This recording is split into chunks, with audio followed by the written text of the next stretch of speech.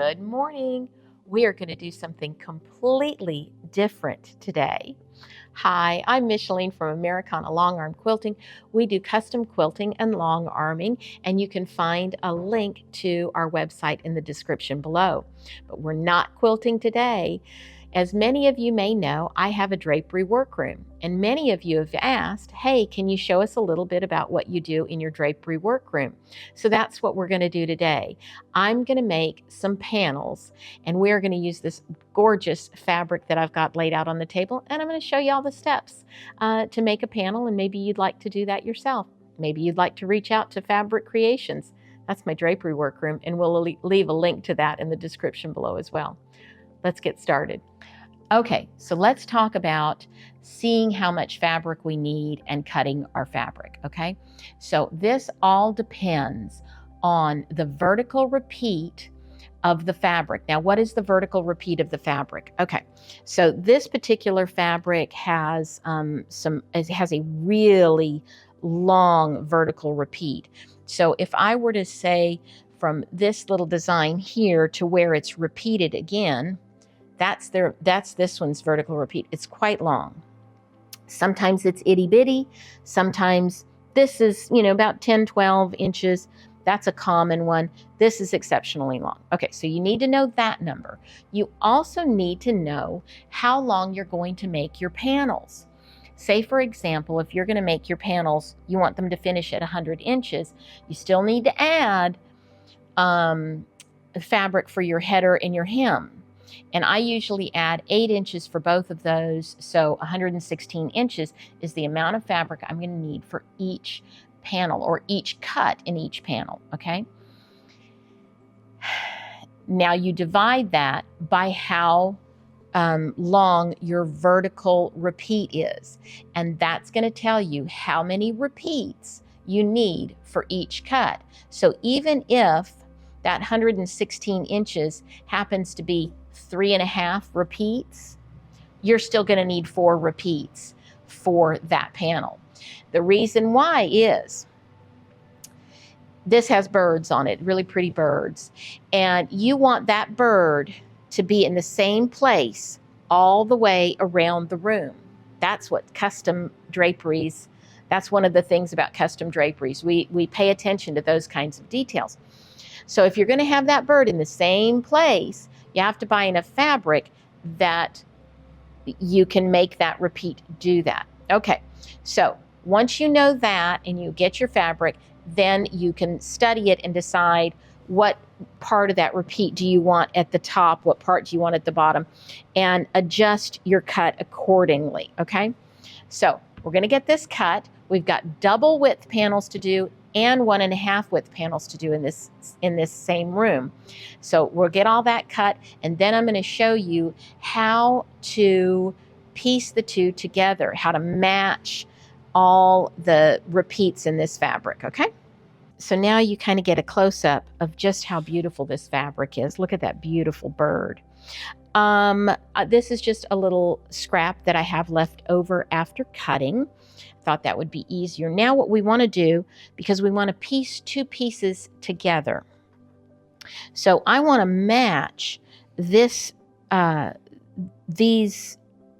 pieces of the design exactly to the other side. Now imagine, if you will, you've got 2 pieces of fabric. Because this is just a sample, I'm just folding it over. So this is an easily recognizable piece right here. It's got some little curly cues on there. I don't know if you can see that very well. Right there, it's got some curly cues. Okay, so that's just something I can identify. I can see very well, and that way I can find it over here on this other piece. See, I'll show you up close the little curly cues. This is what I'm talking about right here. So I could see that very easily, and that I want to match those two so that you can't see my seam. Again, this is custom work. So I know by studying this fabric that they have overprinted 1/4 inch on each side.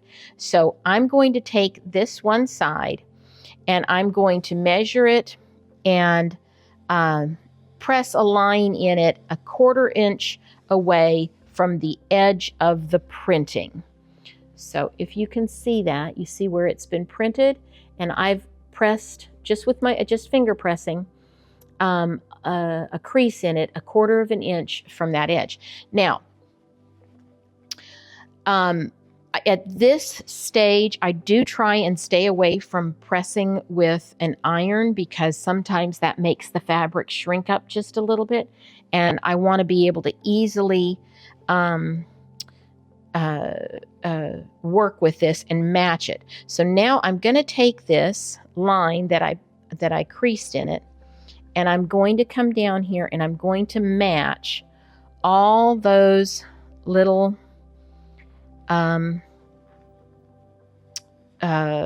motifs, okay? And see, I've got a little bit of extra right in here, and I'll show you how I'm going to work with that. Okay, and I'm going to get you a close-up, and I'll have Savannah put a close-up picture of that in there for you too.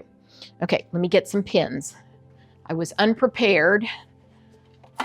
Oops, there we go. All right, this is a delicate fabric, so I've got some little silk pins. And now what I do, and this is just going to seem kind of funny, I'm going to make sure that I'm sticking that pin right in there where it matches perfectly. And I'm going to do this about every 2.5 inches. And I am just barely touching the edge of the fabric, the fold of the fabric. I'm barely sticking that needle through the fold of the fabric. Now, see right here where we had that little extra? I'm going to put just some extra pins. Okay, now I'm going to do this all the way down the fabric. Okay, a couple more here. And then what I do, and I'm sure there are other ways to do this. This is just the way I've always done it. Okay, so now I've got everything matched really pretty, and those needles are right at the edge there. So now what I'm going to do is I'm just going to simply turn that over, and I'm going to take some more needles, and this is where I use the heck out of needles. And excuse me if I get up in your way and you can't see. I'm going to go over here, and I'm going to find my crease. And this works better if you have glasses on, which I don't. And about every inch, I am going to go put a needle in that crease, okay? And just work my way down the line like so, okay? And imagine I've done the whole line, okay? Then I turn that back over and pull out these pins, okay? They were just holding it in place. And then I pull that back, and I very carefully take these pins like this, okay? Okay, then I go to the sewing machine and I sew down that crease very carefully. And that will get you a beautiful matched seam. Let me show you one of those. So I decided to hang it up over one of my rolling racks. That's going to make it a little bit easier for me to show you close up. Hi, Bullet. Can you see the seam? That's the whole point. I don't want you to see the seam. Don't knock over the camera, and don't knock me over either. Okay, sorry. Get out of the way. There you go. Okay, here's the seam right here. And you see how that design motif just swirls around and you can't see the seam? That's a good job. All right, let's go on to the next step, which is putting the hems in. All right, a big thank you for Leah for operating the camera. That way you guys can see what I'm doing. We are to the hemming stage. So I've got 2 panels set up here. These are double width panels. Bullet is obviously helping. And I have found a spot on the print that I want the hem to go to, that I want to be at the bottom of the hem. So I'm using that spot, which happens to be the bottom of some little birdie's feet. And I can find him twice throughout here. There he is. So now what I'm going to do is I'm going to chase Leah with the, she's going to have to keep backing up. Okay, now I'm going to, does that look straight, Leah? Okay, she had a better perspective than I did. Okay, so now the next thing to do is press this, all right? So, and with this particular fabric, I'm taking a pretty cool iron, not doing a whole lot of steam. So, get that done like that. Now let's transfer over to this one because I've done that over here. And now I'm going to take and tuck this up really neatly under there. And I'm doing this so that the bottom of the fabric is going to fill where the hem turns over. I want that fabric all the way down in that spot. That way it's filled really nicely. Okay? Okay. And there's other ways to make panels. This is just the way this way I was taught, this is the way I've always done it. Now we're going to go ahead and press this again up here. And get that all nice and pressed. And again, just like when you're doing quilting, don't want to distort the fabric, so you don't want to go, I want to be gentle with it. And you kind of learn what fabrics can I roll my iron on gently. You're standing on the iron, on the cord. And which I'm going to trip Leah up, and which I have to pick the iron up and set it back down. This one I can roll it along. The fabric isn't running away from the iron. Okay, now let me chase Leah away again. I'm going to get some of my little silk pins. And what I'm going to do with these guys is I'm going to put them in right about there. So I'm coming away from the edge of the upper edge of the hem, and I'm putting a needle in like that. And then when we get all that done, I'm going to take it over to the blind hemmer and show you the next step. Okay, my helper and I are at the blind hemmer machine. This machine makes it so that I don't have to use or I don't have to, Bullet's trying to help, I don't have to hand sew all my hems. So Leah's going to come in and show you what this miraculous machine does. I'm just going to go right along the top of that hem. That's why I placed those pins so low, so that I wouldn't be, and it's got a squeaky pedal, sorry, so that I wouldn't be hitting those pins as I came to them. All right. And here's what it looks like when it's done. Nice, we'll give that a press, and then it'll be time to layer the panels. So now I've got it laid on the table. Let me show you what I've got. So I've got my pretty fabric on the bottom, pretty side face down, and you can see how beautifully that hem turned out now too.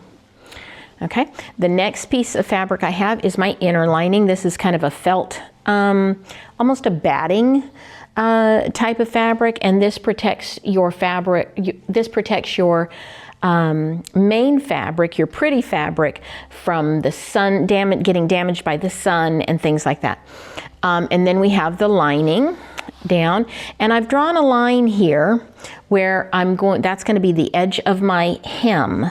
So I'm going to cut that away in just a minute.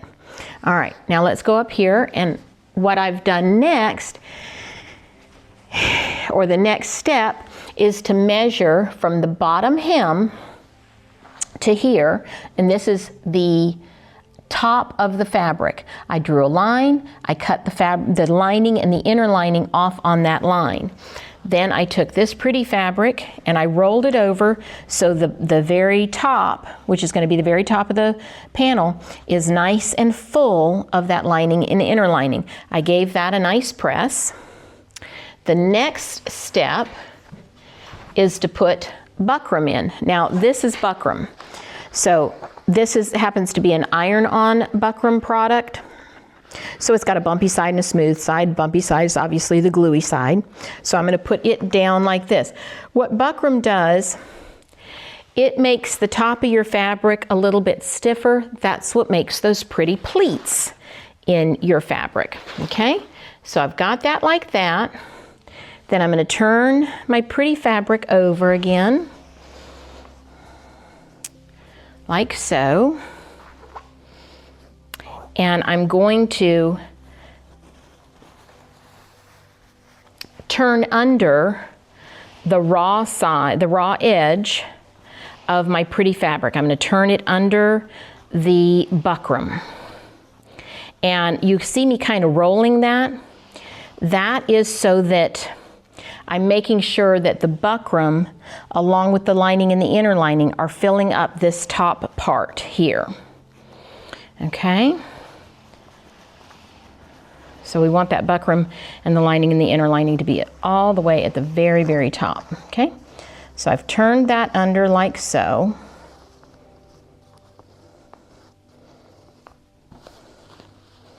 Okay. All right, now I'm going to take my iron and I'm just going to go along here and press this and get it stuck down and have a nice crease right there.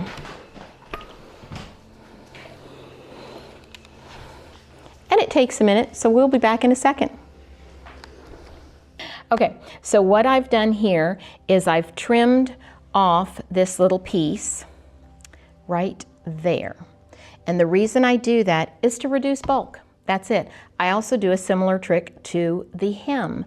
And then I'm just going to turn this guy back down just a little bit more. Oops, let me get the iron. Turn this little guy back and just go like that. And now I've reduced the bulk up in that upper corner by that much. All right, next step. Okay. So now I'm at the side hems. That's what we're working on now. So this is the bottom. You can see the bottom hem there. You can see I've cut away that bulk again. This is going to be where I turn it, right? So I've cut away some of that bulk. I've pressed that up a little bit.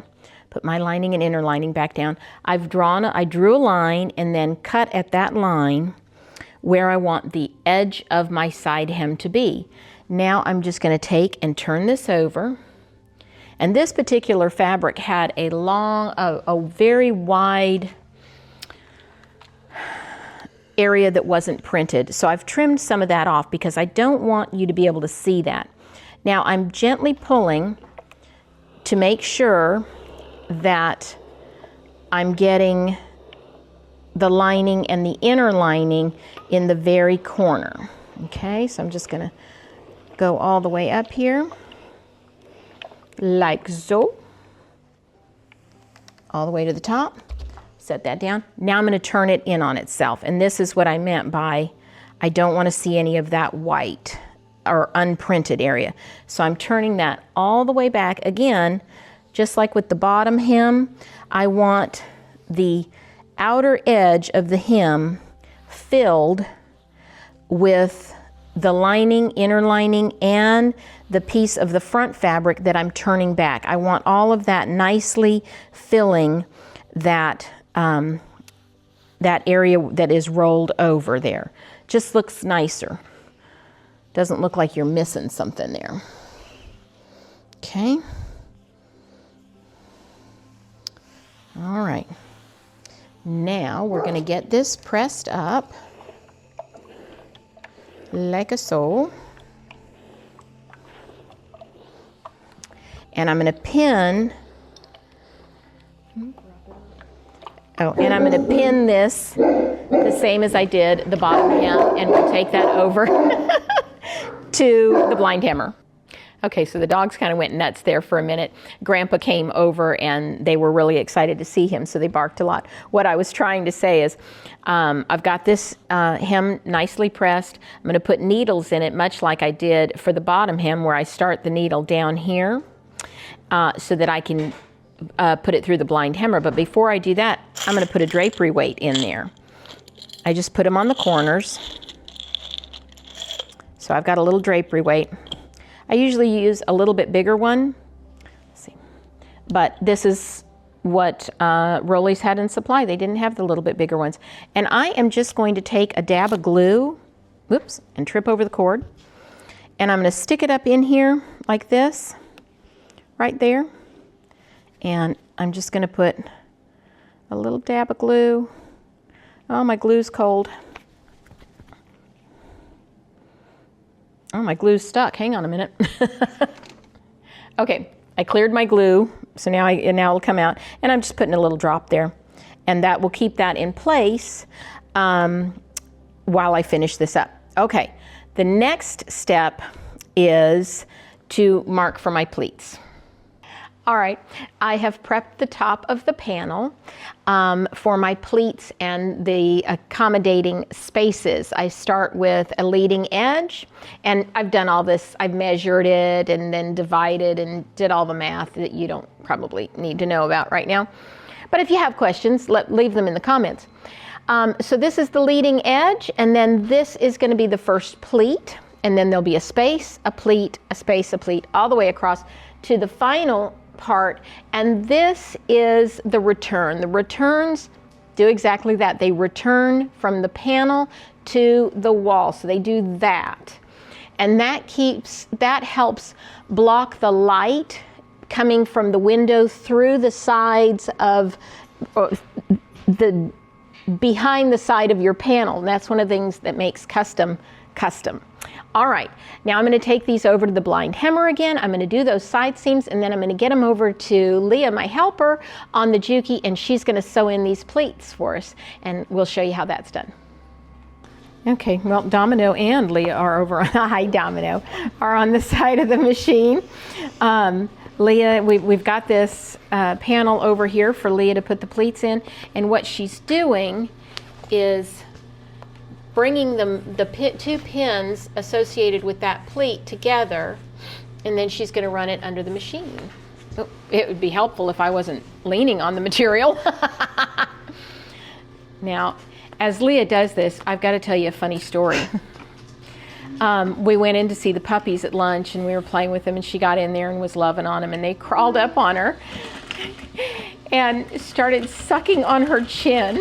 Leah, you gotta look at me. Hang on.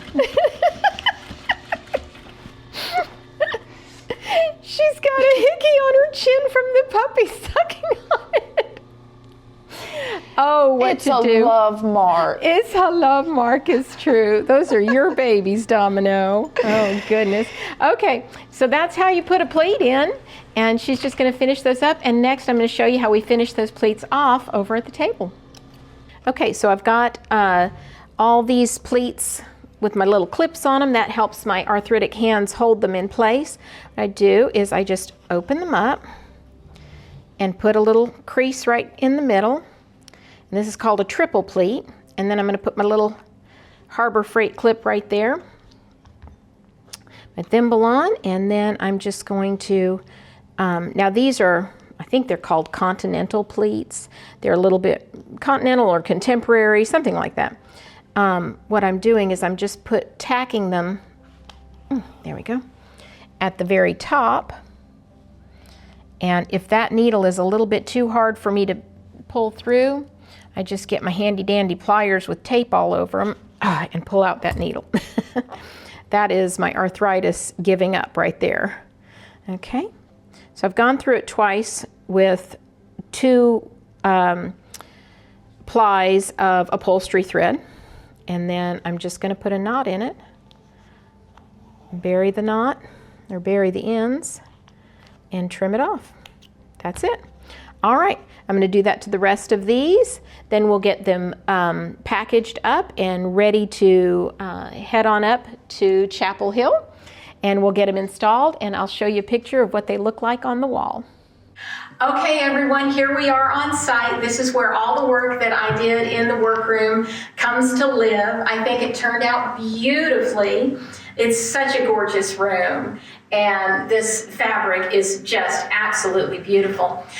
Linda Beth Martin Interiors is the designer for this project, and I'll leave a link to her website in the description below. Now, as always, if you enjoyed this video, like, share, and subscribe. Do all the things that make that algorithm sing. And until next time, stay quilting or sewing. Bye. So this is going to make it into one of the, Savannah's going to put together a blooper. This is going to definitely make it into the blooper section. You're a silly dog.